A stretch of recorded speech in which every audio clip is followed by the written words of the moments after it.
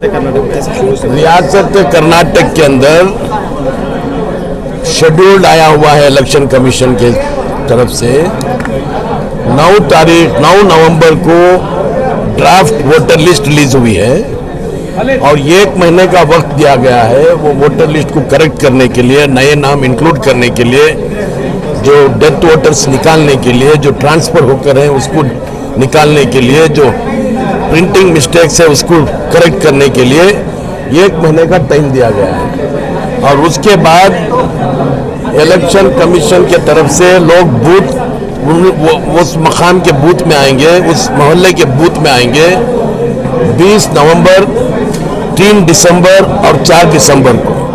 उस वक्त भी हम लोग जाकर इंक्लूड भी कर सकते हैं, निकाल भी सकते हैं, करेक्ट भी कर सकते हैं। फाइनल वोटर लिस्ट का ड्राफ्ट रिलीज होगी 5 जनवरी को।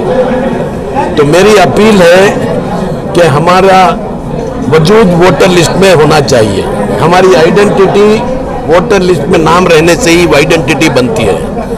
हम कोई भी जब तक जमहूरियत के अंदर हम जाकर पार्टिसिपेट नहीं करेंगे तो हम हुकूमत बदल नहीं सकते। जो हमारे पास, हमारे ऊपर जो जुल्म हो रहा है, अगर इस जुल्म को खड़ाना होगा या इस जुल्म का मुकाबला करना होगा तो पहले हमारे नाम वोटर लिस्ट में होना बहुत बेहद ज़रूरी है।